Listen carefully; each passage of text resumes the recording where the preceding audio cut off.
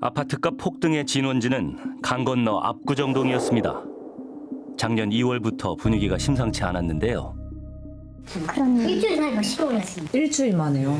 이 52평형을 제가 그때 75억에 사드렸는데 일주일 후에 80몇 억에 팔리고 90억까지 가버렸으니까 거기 있는 호가 95억까지 갔어요. 95억까지. 그럼 왜 갑자기 고기가 그렇게 올랐나? 근데 그때 오세훈 시장이 토지거래 허가를 풀었다가 묶고 그 과정에서 사실 단기간에 아주 많이 오르긴 했어요. 네. 그래서 저도 사실은 그때 그 당시에는 뭔가 좀 비정상이다. 좀 이걸 뭔가 문제가 생길 수 있겠다라고 생각을 했는데 투기를 막기 위해 도입된 토지거래 허가제, 부동산 거래에 여러 제한이 따르는 제도인데요. 강남 3구와 용산이 이 규제에 묶여 있었습니다. 그런데 지난해 2월 서울시가 이 규제를 풀자 압구정 아파트 가격이 급등했습니다. 오세훈 서울시장은 한 달 만에 이 결정을 철회했습니다. 지난 2월 12일 토지거래 허가구역 해제 이후 강남을 중심으로 부동산 시장의 변동성이 커졌다는 지적을 겸허히 받아들입니다.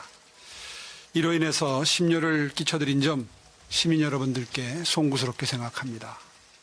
지방 자산가들의 이 주택 매수를 할 수 있는 길을 오세훈 시장이 열어줬지 않습니까? 이게 순간적으로 몰린 겁니다. 그러면서 갑자기 3040들이 지금 아니면 집을 못 산다라는 또 포모 현상이 가세하면서 불장이 됐죠.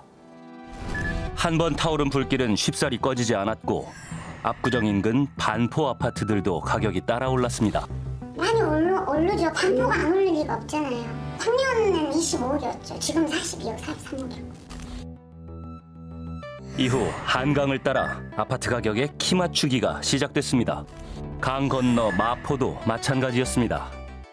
거의 특기 선택이에요, 부동산. 그 수요가 많아서 오른 게 아니고, 아니 5억 가던 게 30년 전 뭐 계속 여태까지 5억밖에 안 하는 게 15억까지 올랐어. 그러면 여기는 마흔지 꼭대기다. 지금 사지 마세요 그러면 누가 그걸 덜렁 사. 그럼 또 올라. 그게 미친 거죠. 지난해 서울의 아파트 가격은 연초 대비 무려 14.4%가 올랐습니다. 이런 격차가 지방의 자금을 서울로 향하게 만들었습니다. 지방 전문직들 다 여기 가고 있어요. 전국에서 오잖아요, 여기는. 서울에서도 보고, 저 지방에 있는 사람들도 토호제라 그래서 시립이라고 해도 다 와이프 이름으로 사고, 다 지방 사람들 다, 지방 의사들이 다 사요. 서울에 1주택 만들어 놓고, 대전에 전세 사시는 분들 많아요. 여기 거를 싹 팔고, 서울의 집값이 빨리 오르니까 그쪽으로 투자를 하는 거 어때요? 그 사회가 더 불평등한 사회가 됐다는 거예요. 지금은 불평등한 사회도 아니에요. 그럼 무슨 사회냐고요? 양극화 사회예요, 양극화 사회. 집이 있는 사람과 없는 사람, 서울에 있는 사람과 지방에 있는 사람, 서울에서도 정말 이 강남 마용성 지역에 집 있는 사람과 그렇지 않은 사람, 이렇게 완전히 양극화 되어버린 거예요. 우리나라 정말 미쳤어요. 우리가 아는 또 다른 다주택자를 만났습니다. 안녕하세요.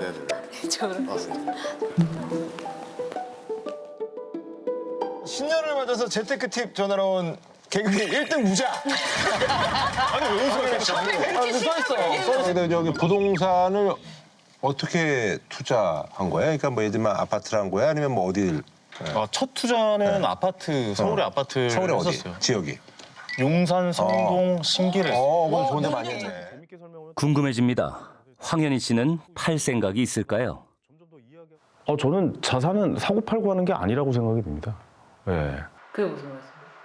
부동산은 보유의 영역이라고 생각이 들어서 저는 개인적으로 그때 이제 보유했던 부동산을 계속 보유해 가고 있는 상황이라고. 한번 사면...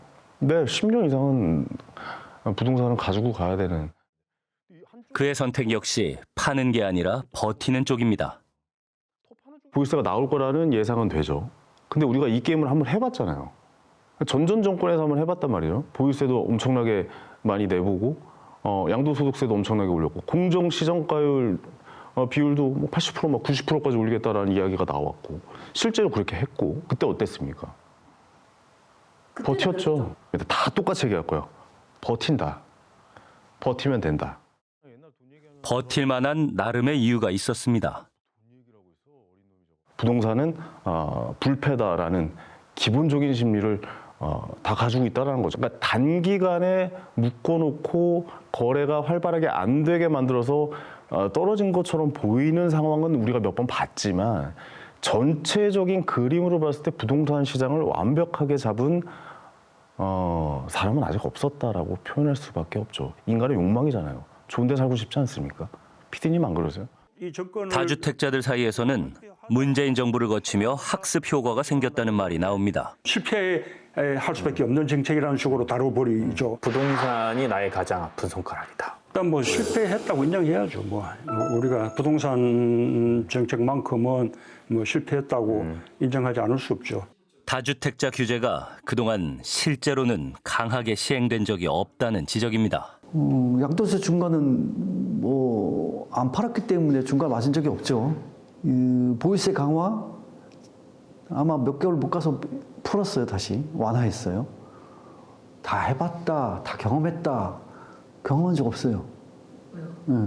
뭐 하는 척만 하고 안 했으니까. 국민들에게 생중계된 제4회 국무회의.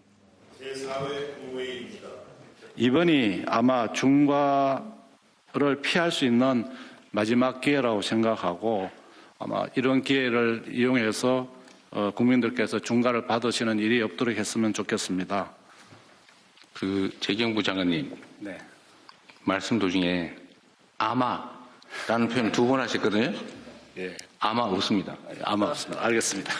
아마가 아니고 이게 지금 저는 정책의 신뢰나 예측 가능성이 정말로 중요하다고 생각하는데 한번 정하면 그대로 해야 돼요. 그 자체를 밀어버리거나 변형을 해버리면 정책을 안 믿게 되죠. 네. 정부 정책을 잘 따른 사람은 상대적으로는 손해봤다는 느낌 들고 이러면 이게 공정한 사회가 되겠습니까? 비정상적인 사회로 자꾸 하잖아요. 버티는 게 손해인 걸 설계를 해야죠. 네. 관료들한테 시켜봤더니 뭐 이것 째고 저것 째고 이러지 않나? 그래서 뭔가 구멍이 많더라. 내가 직접 국민하고 소통을 하겠다. 안녕하세요, 틱톡. 심지어 이재명 대통령은 직접 SNS를 통해 부동산 관련 보도에 일일이 대응하고 있습니다. 이 팔면서 내는 세금보다 들고 버티는 세금이 더 비싸도 그렇게 할 수 있을까요? 새벽 1시에도 다시 한번 의지를 드러낸 대통령. 똘똘한 한 차로 갈아타기요? 분명히 말씀드리는데 주거용 아니면 그것도 안 하는 것이 이익일 겁니다. 대통령은 연일 다주택자들을 압박하는 메시지를 내놓고 있습니다. 설 연휴가 끝난 다음 날 부동산 시장에 변화가 생겼을까요? 안녕하세요. 네, 어떻게 설 잘 보냈어요? 지난번에 전화 오셔가지고 사모님하고 집 뭐 팔까 말까 고민하는 것 같은데 어떻게 상의 좀 하셨는가 싶어서. 그런 대로 전화를 드리려고 했는데요. 네. 아마 내려올 것 같아요. 아, 그래요? 예, 그래서 제가 오늘이나 내일 다시 전화 드릴게요. 아, 그래요? 지금 분위기는 어때요? 분위기가 글쎄 뭐 비슷해요. 뭐 내놓을 사람도 있고 안 내놓을 사람도 있고 그런 상황이에요.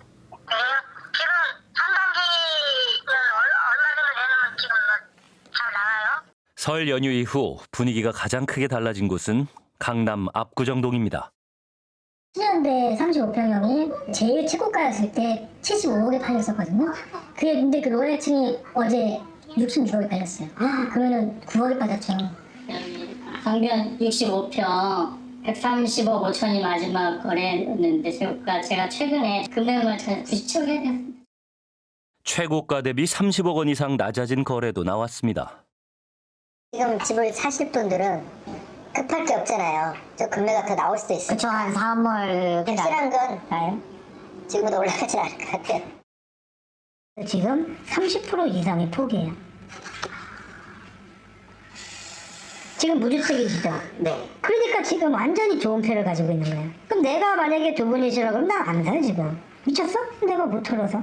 수도권 규제 지역에서 가장 빠른 속도로 매물량이 늘고 있는 성남시 분당구. 물건이 아예 없었고 소지됐었는데 많이 남았어요. 아무튼 동마다 두세 개씩 나와요. 그냥 사이즈가 지금 한 20개 정도 나와요. 예. 떨어질 수밖에 없잖아요. 100% 떨어져요. 가격 시장을. 매물도 이렇게 쌓이는데 경쟁력이 없잖아요. 오늘 낮잖아. 네. 근데 오늘 엄청나게 많이 나왔지, 이렇게. 많이 나왔네. 특히 제 이상 갖고 계시면. 서초가 우성도하고 분당이 갖고 있으면 세개 합치면 돈 얼마입니까? 정부줄 때 아무나 100억 넘어갈 텐데 출근해보세요. 그러면 몇 억 나온다고 종합부동산세가. 원래는 차인들한테 그렇게 종합부동산세 올라간 만큼 어떻게 하냐면 전세가를 높이는데 높여줬는데 그 정도 높여가지고는 답이 안 나와요. 한번 높이는 거는 일회성이지만 종합부동산세 매년 나와요. 이재명 대통령이 다주택자에 대한 양도세 혜택 중단을 선언한 지 한 달 반. 3월 5일 기준 서울의 아파트 매도 물량은 2만 개 가까이 늘었습니다.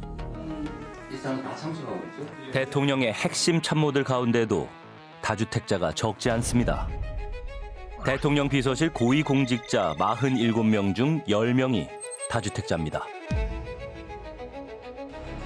지금 뭐 일부에서 정부에 관계된 사람들 중에 다주택 있는데 니그부터 먼저 팔아라고 시켜야 되는 거 아니냐 이렇게 얘기하는데 저는 이것도 문제가 있다고 생각합니다. 제가 예를 들면 누구한테 이거 팔아라고 시켜서 팔면 그거는 그 정책이 효과가 없다는 뜻이에요. 제발 팔지 말고 좀 버텨줘 라고 해도 팔게 상황을 만들어야죠. 스스로 팔게 만들겠다는 대통령. 그렇다면 대통령실 다주택자들은 지금 어떤 선택을 할까요?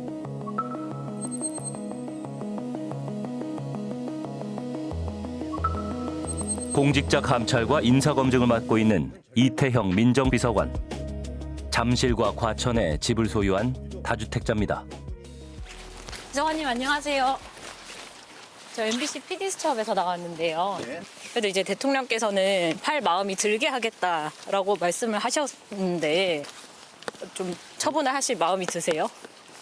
제가 알아서 정리합니다. 네. 그러니까 비서관으로서 알려주시면 좋잖아요, 국민들한테.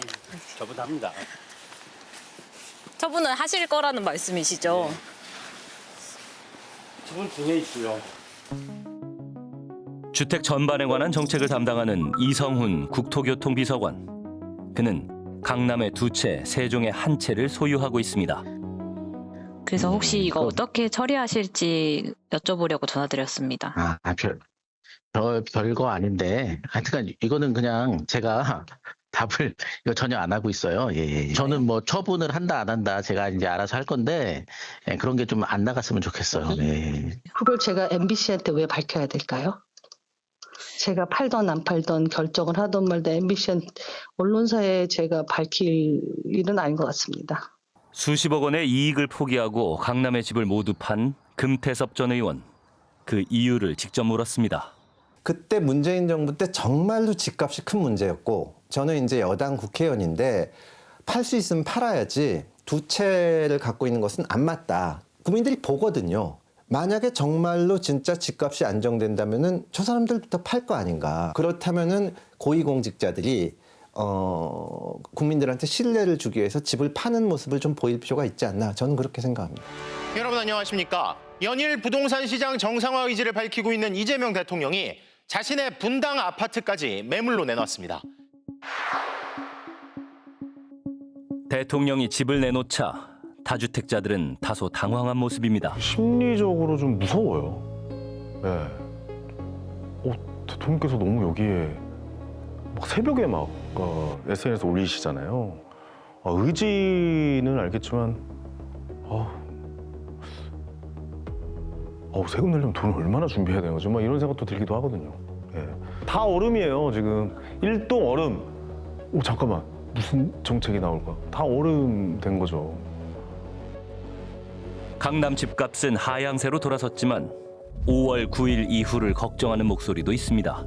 5월 9일 이후에 이제 매물이 잠기게 되면 정말 가늠하기 어렵습니다. 입주 물량도 부족하고 매물까지 잠기게 되는데 구조적으로 본다면 올라갈 가능성은 높습니다만 보유세를 어느 정도 수준으로 올리느냐에 따라서 시장이 불어질 경우에 폭락 가능성도 배제할 수는 없습니다. 정말 어떤 전환점을 마련할 정도의 충격적인 대책들, 이게 계속 지속될 거다라는 확신, 이런 것들이 없으면 좀 버티면 되겠지. 또 시간이 지나면 정권 바뀌는 위기가 닥치면 바뀔 거야. 이런 기대감들 있잖아요. 이런 것들이 생기지 않도록 후속 대책이 절실하다 생각합니다. 3월 초 있었던 해외 순방 중에도 대통령은 국내 부동산에 대한 관심을 놓지 않았습니다. 과연 그는 부동산 투기 공화국의 오명을 지우고 집값을 잡은 대통령으로 기록될 수 있을까요? 집을 사놔봤자 아무 소용이 없더라. 괜히 뭐 가지고 있느라고 비용만 많이 들더라. 이러면 누가 가지고 있겠어요? 꼭 필요한 집만 사서 쓰면 정상적인 가격을 유지하겠죠. 본국으로 귀국하더라도 집 때문에 고민하지 않도록 제가 잘 정비해 놓을 테니까 열심히 일하시고 돈 벌어가지고 때가 되면 다시 돌아오도록 하십시오.